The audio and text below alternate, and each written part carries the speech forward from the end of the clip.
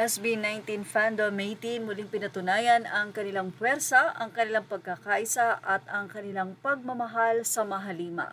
Yes, ibinahagi nga ng The Loop ang nasabi nga pong nominasyon kung saan naglaban-laban ang ilang mga fandom ng mga P-pop. Of course, sino nga ba ang nagwagi? Sa nasabi nga pong Fandom of the Year, mapapanood ang live na ibinahagi naman ng mga fans sa kanilang Facebook post.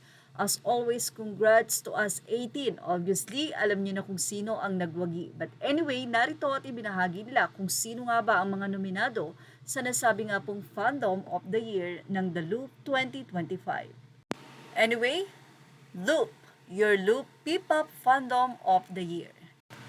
Ang mga naging nominado sa nasabi nga pong fandom ay ang Hanis, ang nasabi nga pong Aja. Sumunod naman ay ang Bloom ng sikat din na Pilipina group na Bini.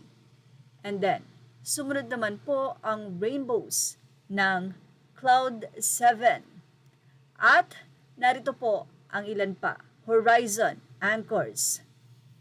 P-pop Fandom of the Year nominee. Pinakahuli na ibinahagi ang P-pop Fandom of the Year nominee 18 SB19. Well, congratulations SB19 dahil sila nga po ang P-pop Fandom of the Year.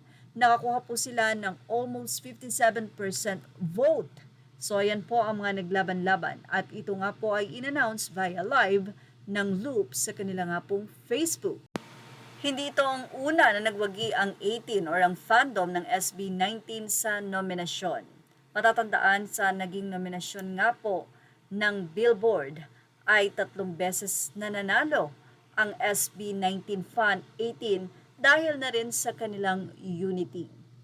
Well, grabe yung fandom talaga ng SB19 na sobrang mayroon silang communication. Sobra ang kanilang galing pag nagkaisa. Sabi nga, para silang walis ting-ting na talagang pagka pinagsama-sama, mawawalis ang lahat.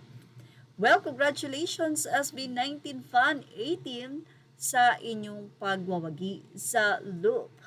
Tumutok lang po for more update. Images are all credit to the rightful owners. Please like, share, and subscribe. Thank you for watching. Showbiz Now.